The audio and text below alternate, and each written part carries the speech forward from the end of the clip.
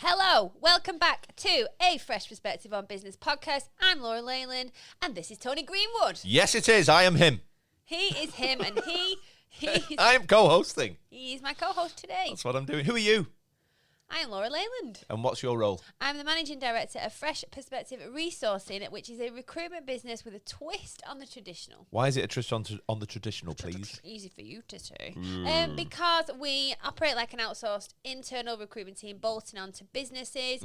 We charge for time rather than percentage fees. Wicked. Operate across all sectors, job types and levels, and we promise to fill all the vacancies that we take on. That is a great promise. And what is a Fresh Perspective business podcast, please? It's a light-hearted take on business. It is. Although we are competing with the likes of Stephen Bartlett now in the business podcast world. Don't worry about so we are going to up our game, make it a bit more hard-hitting, slightly less light-hearted, but, hopefully you still get the blend. Don't like that bit. Anyway. Hello, everybody. It's the end of September. Good God, it's going to be Christmas soon. Hope everyone is well listening to this. My name's Tony. I'm 38 from Chorley. I'm the head of broadcasting and entertainment at Fresh Perspective and deputy head of positivity. And I like doing the podcast. Hi, my name's Tony, and I like doing podcasts. I like talking into a microphone. That's what I like doing. Today's episode is all about how to deal with the problems in your small business. Because boy, oh, girl, there are going to be some. And this has been fueled, again, by Laura marinating about things on a beach in Greece. This is what happens when I go on a holiday. Thinking about all these great podcast topics that we can share with the world to hopefully give you some advice and tips on how to deal with stuff when it goes wrong, because it inevitably will. It inevitably will. So there's pearls of wisdom on the way.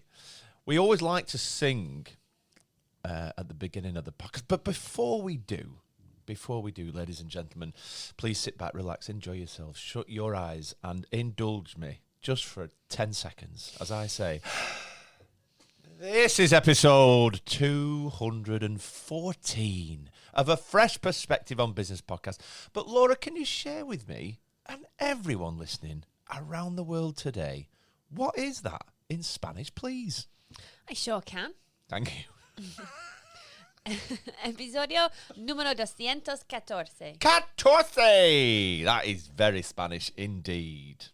We always say a Spanish number at the beginning of the podcast. I think it started on Emily's kitchen island. Well, I asked her when we were in Marseille, but a few weeks ago, can she remember why we do Spanish numbers? And she said, yes, I can. It's because mine and Emily's alter egos are Spanish ladies called Carmen and Marisol. Tell me more. It came from, I think they actually might be Mexican. Well, same. But, still speak Spanish. We watched Devious Maids, which is a spin-off of Desperate Housewives years ago. Yeah. And we just really like the sassy Latino maids, Carmen Luna and Marisol. And so we always speak to each other in a Spanish accent. We love the Latin beats. We went to the Dominican Republic on a holiday. We danced the night away to Bailando and Despacito. Oh, God, you like that, don't you? Yeah, and we like salsa, so our alter egos are obviously Spanish-speaking senoritas. Of course. And that's where it came from. All right, fantastic. Also, just before we go any further, did you definitely put oat milk in this, not real milk? Yes, 100%. Okay, good. Hold on. You're making me doubt myself now. No, I did because I got the second. Sorry about this, guys. I did.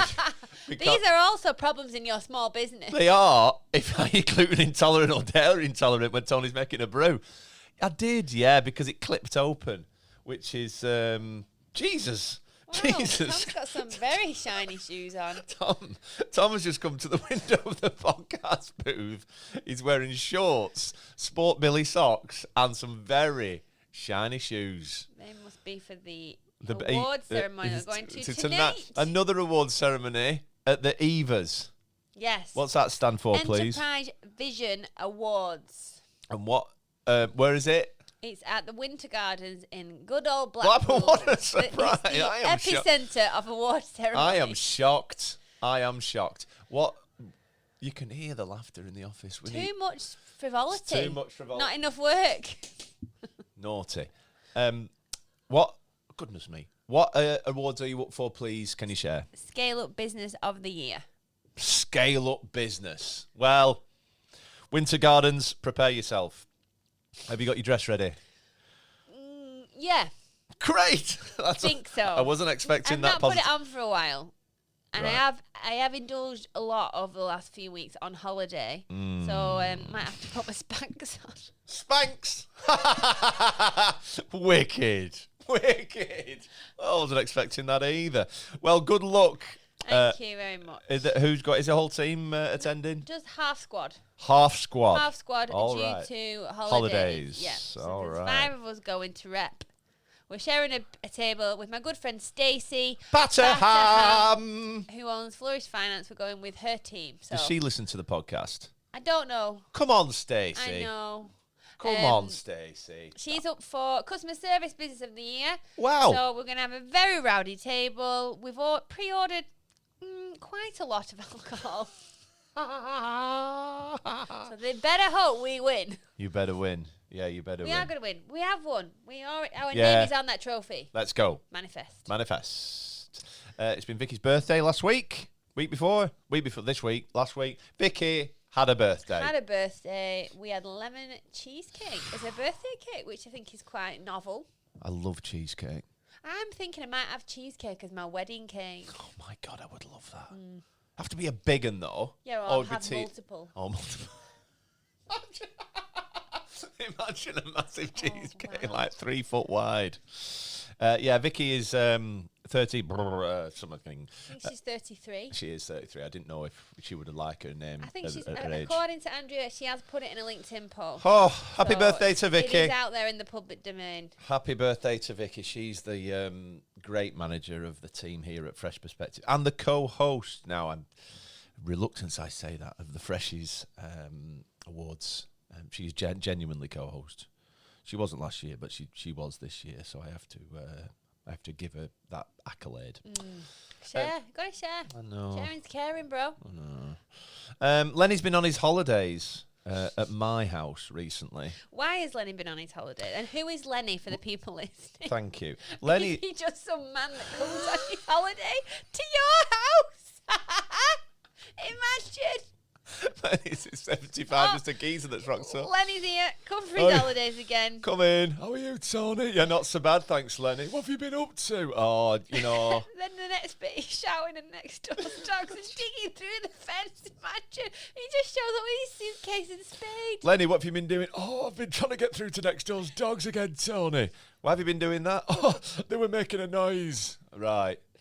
Lenny is a 6-year-old Staffordshire Bull Terrier who is whose owner is Emily, Firstborn child. which is Laura's sister, and from time to time, annually now, when Emily goes on holiday with her family, Lenny comes to my house for a holiday and a rest from Emily's 2 children, and he enjoys himself predominantly because he's not getting mithered or bothered by young children every day. We go on lovely walks in different parts of Lancashire. But he does shout at next door's dogs, and he does try to burrow under my fence to get to them. Do you remember when he used to try and burrow through the sofa? Still does. Did it this morning? Did it not this morning? Did it on Monday morning? Do you know when you say, so Emily also has 2 human children, Billy and Brooks, but when she says to Billy, who's baby number 1, she goes, Lenny. Who's baby number 2? Billy. Who's baby number 3? Brooks. So she's well aware of the pecking order. Yeah. Anyway, he's gone now. He's gone back to his mum. But I think he had a good time. I think he will have had a great time. We went on some spectacular walks, and my kids came round for a few days, and he spent some time with them, and he's had a good time. I feel like Lenny will have really helped you through this period of non-running.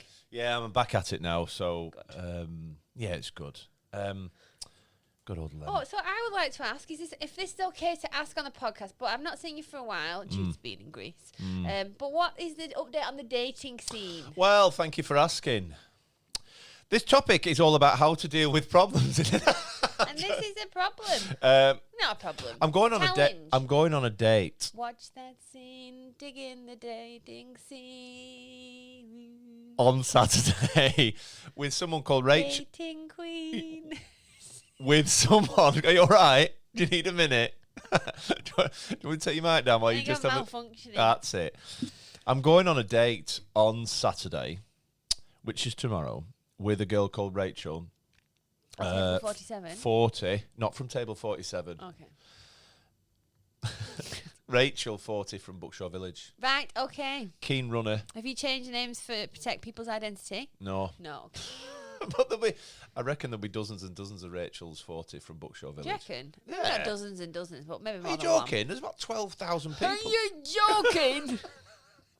Is that how I sound? There's dozens of there's thousands of people that live on Bookshaw. Yeah, but not hundreds of, well, dozens of Rachels who are 40 who live there. Anyway, If you're where are you going on a date? Cewden Park, coffee, walk. Oh, lovely. Lovely. So, Excellent. Yeah. Okay. So I'm back on the dating scene. Good. Very, very reluctantly, because let me put my coffee down while I just explain this. Quite reluctantly, because I don't like the impersonality of, if that's even a word, of dating apps. I would much rather meet someone in a social environment, but like, where are those social environments anymore? But you have to, I just find it so impersonal anyway. I just don't like the admin side of things. No, but this is why it is linked to how to deal with problems in your small business, because sales is can be a problem in a small business. Yes, it can. And you need to attack the dating scene like you would the sales pipeline. Yes, I know this. But it's so personal, isn't it? Yeah, if I win a deal or lose a deal, it could be on a multitude of things. It's very rarely me, I'll be honest with you. But then that's interesting that you think it's very rarely you, but when it's dating, it's always you. It is me. It might not be them. It could be you. It could be them. All right, well. But it's interesting that you completely take it as a personal I thing. do, yeah. But on the sales side, it's not personal. No, it's not. Absolutely not. But it might be. Well. It might, right, and that's the thing. I'm pointing at you with my pen here. It might be, but I'll tell you what it is. It definitely is on the dating scene, isn't it? 100%. But it's interesting. It might be personal on the sales side, but you don't care. You're not bothered. No, I'm not. But it bothers you much more on the dating side, and it might not be. Could be down to them. If anyone from my organisation is listening, I do care when I lose a deal. Let me honest. No, I mean you don't take it. You don't care about it. You don't take it. No, I don't take it personally. That's what I mean. But I do take it yeah, I do. I don't. And it's rejection, isn't it? And who likes personal rejection? Nobody. Vicky. Nobody. So yeah. Anyway. Right. Rachel, 40, Bookshaw Village. Okay, go on, Rachel. Go on, Rachel. Okay. So she's a cat person though, so there's a few red flags. Do you want to talk about this on it? Oh, screw it, let's go. There's a few red flags. Laura's headbutted them. There's a few red flags. One of them's a cat person. If you're a cat person out there, I do apologise, but I'm a dog guy. Rachel and Lindsay, they're cat people. Lindsay's mental, though, isn't she? Yeah, but I feel like in a good way. Yeah, so in a Rachel. Way. So give her a chance. Give her a chance. She might live in a small apartment on Bookshaw Village and not have room for a dog. Your microphone's buzzing. Why? I don't know. Did I headbutt it too hard? Yeah, mate. I'm just going to unplug you and plug you back in. Okay, is that better? Not really. Why is it suddenly buzzing? I didn't really headbutt it. It's me that's buzzing. One sec. Okay. I'm just going to fill. So, okay, right. And we're going to talk linking dating to sales. That's what we're talking about today. Yeah, problems in your small business. Yeah. So it might be a little more aggy than some episodes, and maybe less tip heavy and less filled with pearls of wisdom. But I think there might be some at the end of it. And I do like last week's. Hey, back in the room. I'm back now. I don't know what happened. There was a bit of a buzz on the line. I do apologise to everybody. I'm waving. Nobody can see me. I do apologise. Sorry. There was a buzz on the line and it irritated me. Right. Okay. I'm all about the quality broadcast. Of course. Anyway. Broadcasting and entertainment. So continue. Like last week's episode, where we talked about stress, stress and how recognise it, deal with it. Like we need to shed light on it and talk about these things. Is it Brené Brown that talked about shame and like we feel shame ashamed of being stressed and stuff and being vulnerable. And we probably feel ashamed of talking about problems in our business because we don't want other people to judge us. Correct. But I do think it's really important to talk about these things because we all feel it. We Absolutely. all go through it. There's no point pretending that we don't. Show me a business that's never had an invoice paid late. Oh, late pay. Are we going there? Are we going there first? We must. Yeah, I put it in capital letters. Yeah, I've put it in capital letters. Late payers and non-payers. So They have. Just a bit of preamble before we get into this and start getting aggy. But like small, we're talking in specifically about small businesses. Like bigger businesses, remember what it was like to be micro and small when you were starting out. And remember the impact of when people didn't pay or they paid late and they never apologised for paying late and they made you ask for them for your money that you deserve for delivering a service or a product that they asked for. Correct. Just think twice about it when I met a finance director once, I'm going back a while now. And he was proud of the fact of how late he could pay invoices, therefore how long he was holding on to his money, and how good his cash flow was. I'm like, you just sound like a bellend. Listen to you. You've been horrible to people. To your for supply no chain, reason. yeah. Like, what does that say about you and your business? And when I've chased for payment recently and said, I've chased politely and nicely, and then I've said, listen, that's fine, but we're going to pause work until the invoice is paid. And he was like, well, this will leave a sour taste in my mouth. I'm like, Pay. well, pay, yeah. I'm like, I've got a sour taste in my mouth because you don't think you have to pay. Furthermore, you signed a contract that said you would pay those payments when you said you would pay, and now you've not paid the payments when you said you would pay, and you're getting upset. Exactly. So, Pay. regardless of this sour taste, I still paused it. I stuck to my guns, and then they paid it. Come on. But yeah, it's it impacts all of us. If you are a bigger business, you didn't just start out life as a big business. So please remember us little guys wanting to be a big guy, and then just be nice. Yeah. And if you agree credit terms and you explain what they are, please stick to them from both sides. And then we don't get upset. I get upset with some of my team when some of their accounts don't pay. They said they do this. Isn't it weird though that people who sign contracts don't think that payment terms are the part of the contract? Like that's just a side note. Yeah, like that's up for just interpersonal interpretation. But they want you to fulfill every other obligation in the contract, but it's okay for them not to pay on time, which guys, always bad. Yeah, it's happening a lot at the moment. Is it? Yeah, and it's really getting on my tits. Right.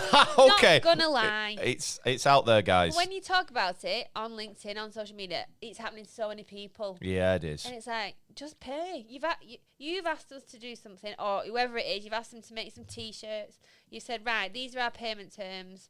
Right, okay, so we've made the T-shirts, now you need to pay, and they ignore you. Like bloody tumbleweed.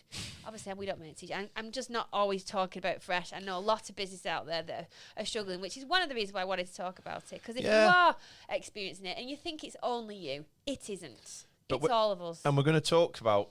We'll just talk about cash flow now, because certainly in our you won't be just a bit quick caveat. My full-time role Which isn't spelled how I thought it would. I actually spelled it recently, and it caveat, and it's spelled with an E, not an I. Yeah. Yeah, I thought it was like caviar, but with a T. Anyway. Side note, I was not expecting that, or a caveat, if you will. In a full-time capacity, I'm the sales director for Beartown Brewery. We're a craft brewery based in Congleton, so I do beer and stuff. So our customers are pubs, pub chains, restaurants, bars, wholesalers. And just on the back of people not paying, it affects cash flow, doesn't it? Because the stuff that comes in, you're going to use that cash to pay for some stuff that goes out. It might be rent, it might be T-shirts, it might be bar runners, it might be salaries, it might be, whatever it is. Ingredients to make beer, all that sort of stuff. So you kind of, I was going to say you're relying on it, but you budget for that money to come in at that time or thereabouts, so that you can, accurately forecast your cash flow You set your stall out on the basis you've that set out you that know stall. what's going to happen that month. So when people don't do what they're supposed to do, it really impacts you. It really does. It's possibly one of the contributions to the panic attack on the beach the other week, because we had a really quiet August. I'm just going to be honest and say that. And so the payments coming into September aren't as high as they would have been. Yeah. And therefore it puts a lot of pressure on new sales in September, which, people are like, oh, we'll pay by the end of September. I'm thinking, Jesus Christ, we've got to pay everyone on the 25th. Yeah.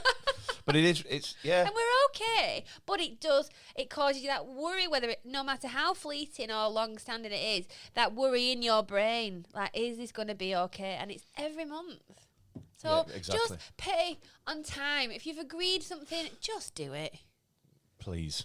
Like one of the clients who hasn't paid on time has been an absolute thorn in my side over the last few weeks, and they have paid now, which is great. We can recommence the project. But he asked me some questions that I'm like, I don't think this is relevant. These are personal questions about other businesses I've had in the past. And I'm like, yeah, I will answer these questions because I'm not, but there's no issue. But it is actually none of your business. So I said on the call that he wanted to have, I said, do you want me to answer these questions that you put in your email? I was like, oh, yeah, go on. So I answered them. And he's like, oh, I really appreciate that because it helps me build trust. I'm like, interesting that you say that because you've not paid your invoice for 30 days. That does impact trust. And then it got me thinking, like, how do you build trust? And I think one of the main things is doing what you said you would do. Yeah, exactly. If you say you're going to do something, absolutely right. And absolutely. So that's all about managing expectations. So if you say, "Hiya, Laura, I'm going to be straight. I ain't paying that invoice for 30 days." At least you know, and you're not expecting it, or you can make provision for it. Well, yeah, we had one. No, Lenny's meeping at the door. Not 75-year-old man Lenny, but dog Lenny. Yeah. So we had one client who's worked with us a few times, and he said, "I'll pay for," because we split up the invoice. We chat at the beginning. You get both your invoices. You pay one before we start the work, and then you pay the second in 30 days. So our client's like, I'm going to pay the first invoice today. I'm like, great. He's like, just to let you know that, I don't know, Michelle in finance is off when this second one is due and I'm out of the country. Is it okay if we pay it a week later? I'm like, yeah, of course it is. I'm not unreasonable, but I can plan. Thank you for sharing. So I really appreciated that. Instead of saying nothing. Yeah, and then you contact them like, oh, well, I don't know, Rachel in finance is off for 2 weeks. I'm like, right, well, surely you have a process. Surely the business doesn't stop. Good heavens. But then one client, I really get on myself. Woof. Let me talk about cash flow through growth. So just to sprinkle a little bit of insight to everybody. So we're a brewery based in Congleton, and we're going through a massive expansion plan at the moment. So we're getting 2 new big tanks for beer, which are coming over on a boat from China. Beer on a boat? No, tanks on a boat. Oh. It sounds like snakes on a plane. Tanks on a boat. So we're investing in that, and we've got to invest in the bloody shipping costs, which, let me tell you, is a small fortune. Not only that, we're moving premises, so rent's going to go up an extra £7,000 a month from. Wow. Yeah, because we need to take logistics and distribution outside of the footprint from the brewery and take it off site because we need to make more beer. And even the moving of that is costly. That'll couple of grand. So as regards that cash flow, we've got to, we bought new tanks, the new premises. We have had access to grants through an organisation called the Growth Hub. So some of the tanks and the keg wash has been funded. But managing this cash flow at the moment for my MD and the team in finance has been really, really tough. And of course the wheels can't stop moving, so I've still got to invest into point of sale stuff. So the glasses, the t-shirts, the bar runners, the beer mat, I've still got to buy that stuff. Every time I buy a pallet of glasses, it's $2,000, and we can't have pubs serving our beer without our glasses. It just doesn't work like that. So so the sales have got to underpin all the stuff that we're doing. So so the cash flow at the moment, going through this rapid period of growth, is such a huge challenge. So when people don't pay, like when they say they're going to pay, it really impacts on the stuff that we're trying to do. Yeah. So no, and it's stressful because it's an exciting time for you. You're growing, you're moving, but then comes with it stress because you've got this that you shouldn't have to even think about. Like, people should just pay when they're supposed to. They should. And I get that things can be missed, but when you ring people up, you're like, hey, you replied to my emails, just thought I'd ring you just to find out when to expect payment on invoice, blah blah blah. Not very rarely does anybody apologise. That's very sad. Like one guy, you said, well, it's not been approved yet. I'm like, okay, well, can you let me know? It should have been paid a long time ago. So can you just let me know why it's not been approved? Who's the approver? Because I might know them. I could give him a ring. And he's like, well, I'll send a message today, and then it'll be on the next pay run. I'm like, oh, when's that? He's like, next month. I'm like, right, okay. I'm like, I completely understand that you have a process, but it is quite tricky. We are a much smaller business than you. Is there anything you could? Because he could send a chap's payment. They could do something else. And then he went. What did he say? He went, you can whinge at me all you like. I'm like, wow. Okay, thank you. Thanks so much. I really appreciate that. We had one last week. There's a really big. I won't name them. There's a really big. I say a really big pub. They're quite an established venue in a part of Manchester, and they owed us a few quid. I won't say how much. And that one of my team account managers were on the phone to him because he wanted more beer because it's selling really well. And he said, well, we've got this money outstanding. And he hung up. Oh, my God. That real do. Wow. I know. Okay. Excellent. It's bonkers, isn't it? And I know it's probably we're having a bit of a moan and a whinge. And hopefully you're nodding your head going, but it's you a know problem. What? This Cash is happens the to me. So we have a process now, and we were gonna talk at the end about tips, but we might not get to it because time is getting on. But we have a process in place now that's very clear, and it becomes X number of days overdue. We send an email. If it's then not paid or responded to, they have another email, and then at a certain point, we have a legal business on retainer, and we just pass it to them.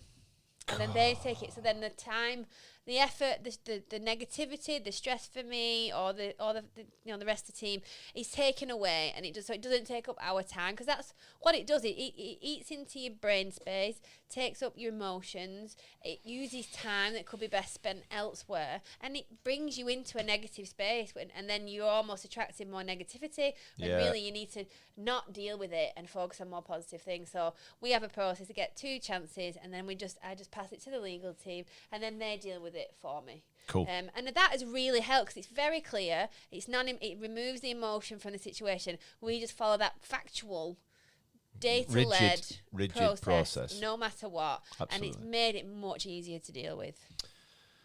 Okay. Cash flow and non-payers. I think we've ticked that off. I feel clients driving you down on price, but still expecting the world. Absolutely, we have this in our business as well. But especially when you're quiet, where you feel sometimes you can't say no to a deal. In sales, we want to do deals all the time, don't we? That's what we're hungry for. You never want to say no. You never want to say no. But I've started re-educating my team. Is this business right for us? Is this venue right for us? Is this deal right for us? And sometimes we've walked away from business because we don't want to do it. We don't want to put our brand there. The price is too low. Are we devaluing the product, devaluing the brand?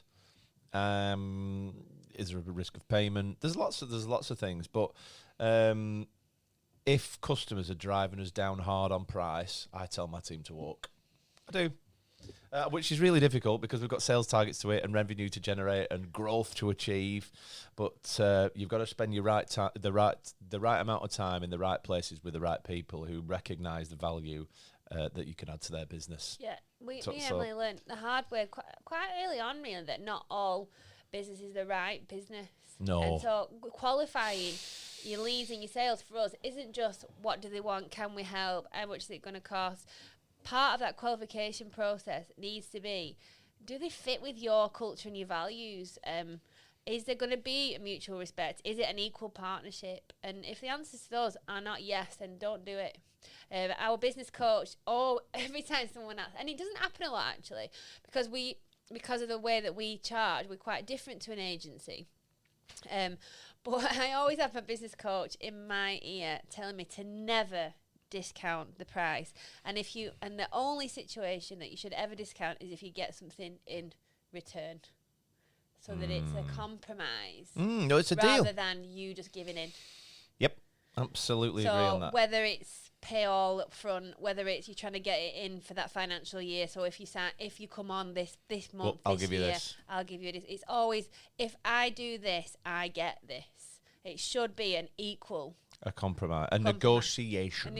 So then you feel like, because then you don't resent them. Because then what's been strange as well, if you look back through Fresh's history, a lot of the times that we've reduced on price or amended terms, that's when the client has been tricky to deal with. So it's almost sometimes a bit of a warning sign for us to just really dig a bit deeper in the qualification process, just to make sure, is it legit and it's a genuine compromise, or is it a red flag? And trying to identify between those two elements is really important. So I suppose that's the advice. If people are asking for a price discount, either take something away. So I can obviously do it for cheaper, but what we'll do it with this, but without that and that. Yeah. And they're like, well, I want that, and I'm like, okay, well, you need to pay for it, or make sure that you're getting something in return if you are discounting. And if it's not, I think if it's not mutual, I'd say walk away, unless there's a bigger picture. If it's it could be a massive opportunity for you in the future. Massive client, flagship opportunity, or there's an opportunity where if you do this piece of work, then we can open you up to A, B, C, or D, or whatever. So you need to take a view from a revenue point of view, whether that's worth it. But driving, it's rife in our industry, asking for discount. But we're quite rigid on what we do, so we walk away from a lot of stuff.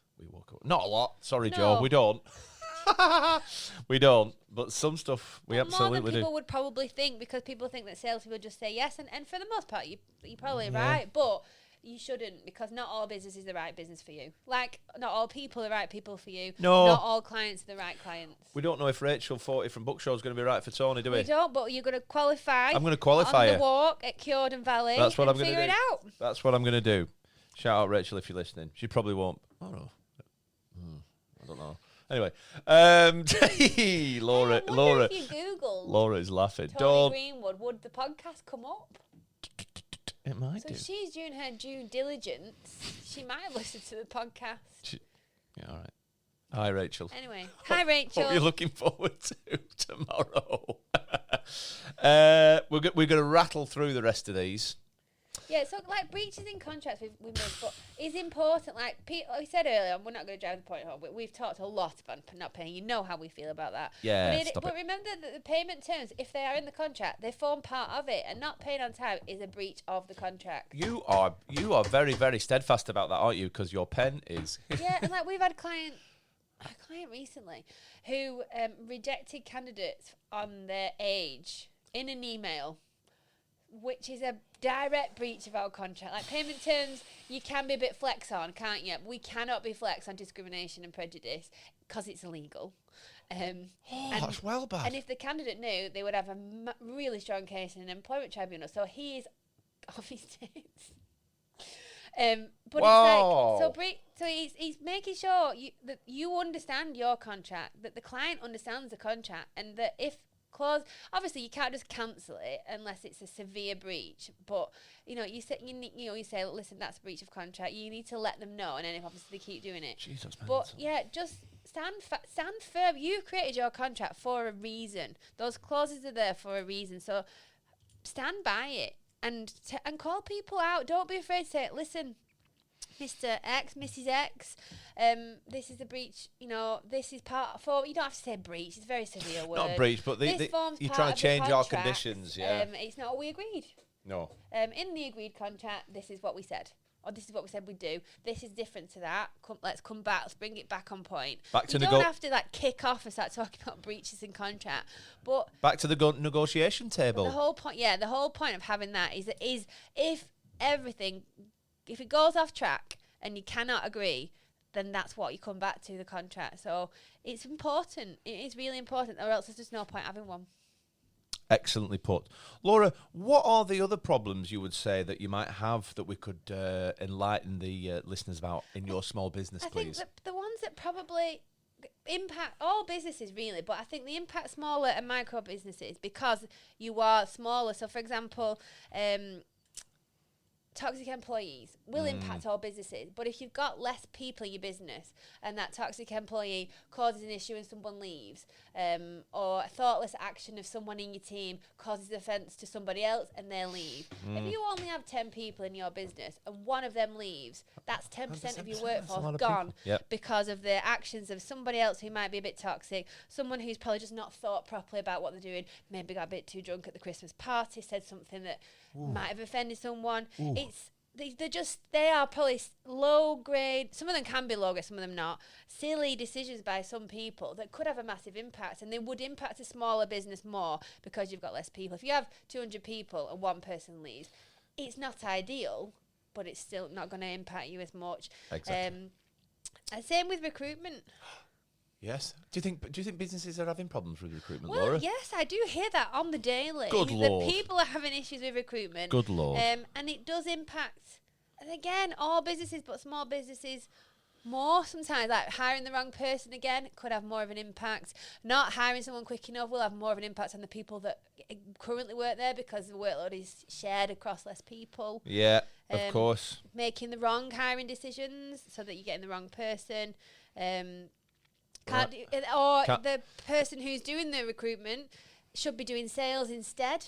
So they're spending time on recruitment. So the pipeline is impacted and revenue might be impacted. Yeah. So that's the problem. It impacts. I think this is a podcast episode of it by itself, but yeah, you've circled that as well, haven't you? You have done. I've just seen it. It means that's another episode coming up. If it could take too long, it impacts everything else. And then you still might not make the right decision or hire anybody in the end. And you're still back to square one. The right decision is to outsource it to Fresh Perspective. It absolutely is. If you take nothing else from this podcast, that's the advice. Give me a call. Ding, ding. That's good advice as well. You've also put thoughtless actions of others. Oh, no, I've talked about that. That is silly decisions by team. Yeah, we have. I should really pay more attention rather than just listening to you. That's what's been happening. I've just been listening.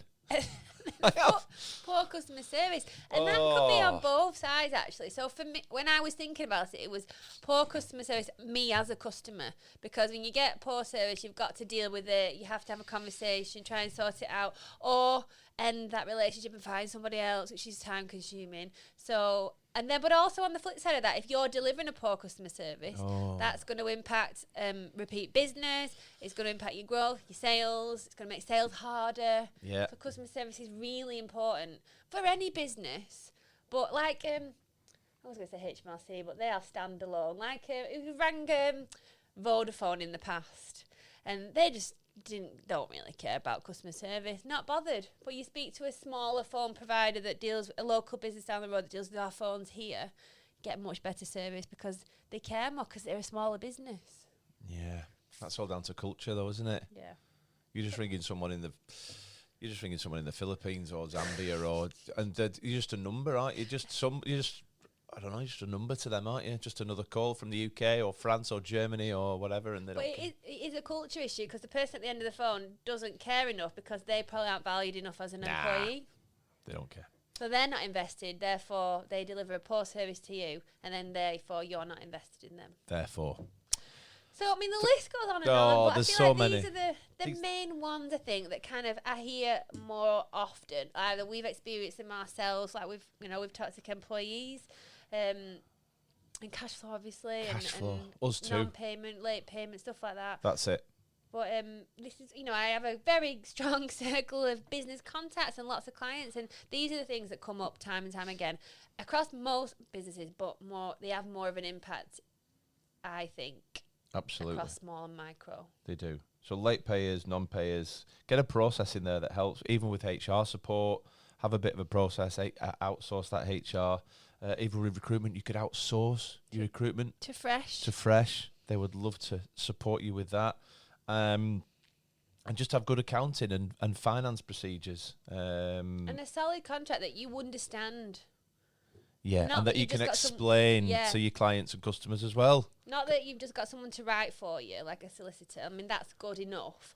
But ideally, you need to understand it, and you need to understand that it does cover you and why those clauses are there. So if you get questioned on it or people breach it, you can explain the impact of it. Exactly right. So in summary, stand up for yourself. That's what you need to do. Don't take no shit off of nobody. Don't take no shit off nobody, man. That's what you need to do. And do not avoid it to keep the relationship, because it's clearly not that important to them anyway, is it? If they're messing you about. It's like having those Simple. difficult conversations. You should have them with your team in line with HR policies and processes. You need to tackle the difficult conversations and have them in your workforce. And you absolutely should have them with your clients and your suppliers as well. Absolutely. But try to be positive. Try to stay kind. Because that is the best way to resolve any conflict, in my opinion. And help each other out. Yeah. We need to stick together, collaborate, partner up, ask each other for help. What does your support network look like? Yeah. And lean and leverage on those relationships that you have with your friends in business to help you out and get advice from. That's what I would say. And I would agree. That is good. Then. We've had a laugh today, haven't we? Yes. Anything else you'd like to add on this topic before I go into sales mode? No, I think I'm done. I just wanted people to feel like you're not on your own. These things happen to all of us, and it's okay to talk about it. It absolutely is. As usual, I'm shuffling my paper like Moira Stewart. Moira Stewart, wow, blast from the past. I think she's on Virgin Radio now, isn't she? Is she? I think so. Oh. Two things I'd like to draw your attention to. Today is the last day if you want to be a judge for the Freshies, which is on the 20th of June, 2025 at Rivington Barn in Chorley in Lancashire in the United Kingdom. Why would you not want to judge some fantastic businesses in 20 fantastic categories to win an award? You would. I know you would. Please send Vicky Taylor a message on LinkedIn. She would love to receive your message about how you can get involved. If you would like to be a sponsor of the award, you can sponsor all sorts of stuff. Flowers, flower wall, tables, DJ. Drinks. Thank you. You can sponsor me if you want. That's Lenny Barkin. Trophy, all sorts of great Tables. things. And it's not a massive amount, but you would be involved in the